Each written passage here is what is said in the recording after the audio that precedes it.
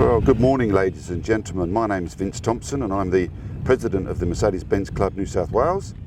And I have with me an old friend of the club, Spencer Martin. Good morning, Spencer. How are you? Yeah, good morning, Vince.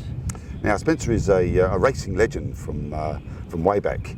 And I just wanted Spencer to give us a potted history, if you like, of his racing career, which I believe started back in the late 50s. Would that be right? Oh, yeah, late 50s. 1960, I built my own car, a little car that I built myself, and my first race was at Orange.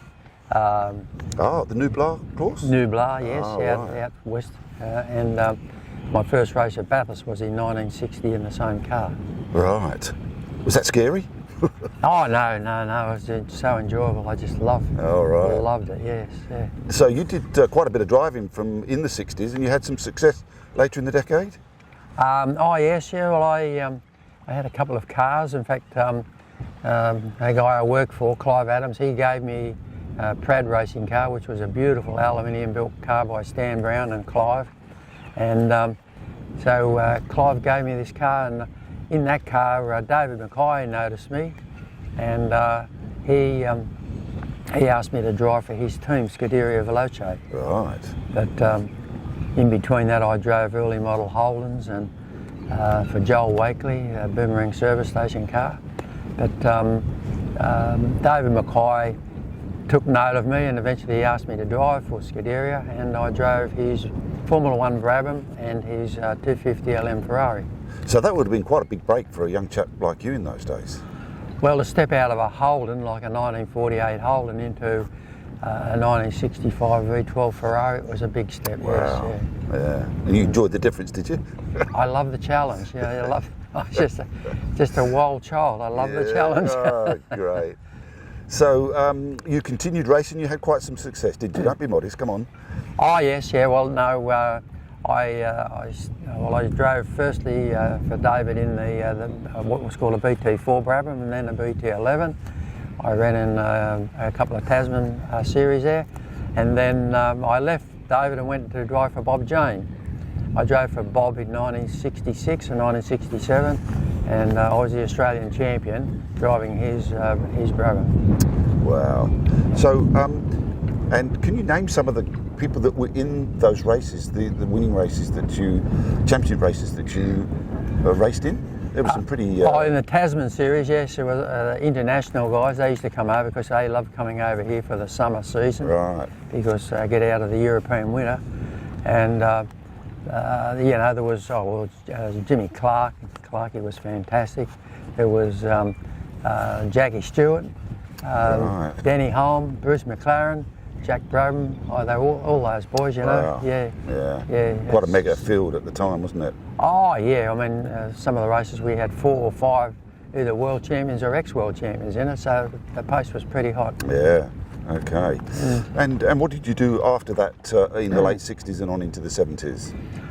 Oh well, I retired from serious racing in the end of 1967 after I'd won the championship, and I didn't have a dollar in my pocket, so I went and tried to make a few dollars, and I was getting married in '68, and but moving on in the 80s, I started to drive historic cars. Oh, right. And I drove a lot of cars all around the world, England, France, Germany, Monaco, and Laguna Seca, all those places. I had a fantastic time.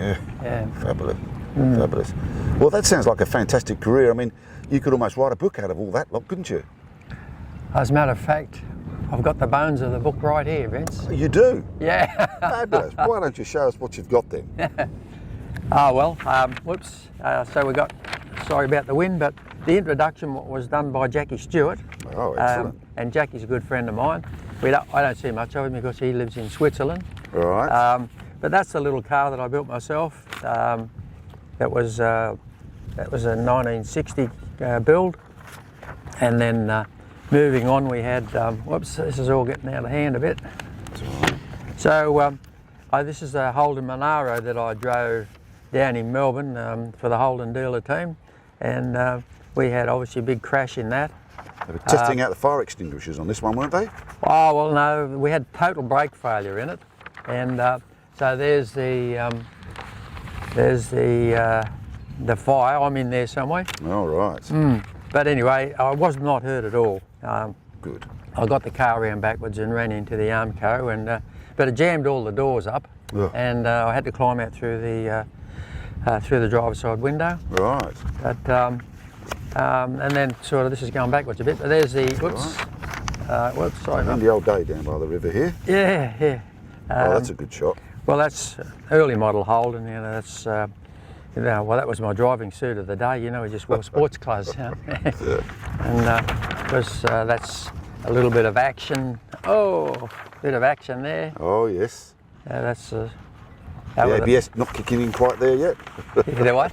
The ABS not kicking in there yet. Oh no, well we didn't have the luxury of anything like that in those days. No. And this is me on the front row of the grid for the New Zealand Grand Prix in 1966. Yeah. Who's that next to you in the blue there?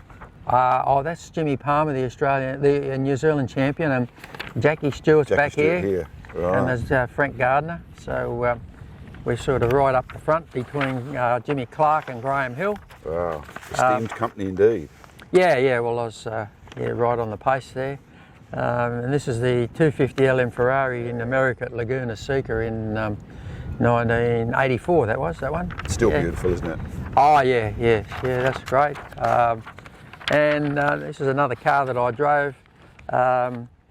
This car is a 250 short wheelbase Ferrari, all aluminium. That car. Well, that'd just fly, wouldn't it? Yeah, well it was. It came third at Le Mans overall, at first in the GT class. Did you drive the 24-hour? No. I was busy trying to make money at that stage. So this is the 906 Porsche. You might be getting a shadow on there. Oh yeah. Yeah, the 906 Porsche Le Mans car that I drove for Warwick Miller, and so that's a T33 Alfa Romeo. I drove that at Laguna Seca. Right. That was a fabulous car, and yep. That's, so all these photos are in the book? Yep, and there's oops. Oh, there it goes. There we go. That's a lightweight E-type Jaguar that, oops, it's gone. Anyway, so yeah, that's a lightweight E-type Jaguar that very special, all aluminium. Wow. Even the motor, the block, everything, and Lucas fuel injection. I drove that for Bob Jane. Yes. Right. So this book, roughly how many pages? Well, it'll be 180. Nearly 200, yes, Right. yes. With lots of black and white and colour photos in there? We've got a lot of period black and white and a lot of colour, but they're all high definition, Right. full page photos. Excellent. So it's it's a nice pictorial of the. And when will that be published? Well, I was hoping before Christmas, but it won't be until early New Year now. We've had a few hold-ups, yes, Okay. yeah. So what I'd like to do is to invite you to be guest speaker at our February 2021 general meeting Yes. at the Canada Bay Club, and perhaps if the book is published you can bring a few books along, and you might be able to sign some books for some of our members. Yep, it'd be a pleasure. I've already done a couple of talks at Yes, the club. indeed. Yeah, Yes, indeed. yeah. But you're very popular, so you're always welcome back. Yeah. All right, we'll see you soon. Okay. Thanks, Spencer. There you are. Oh, and there's the book itself. There's the book. Wonderful.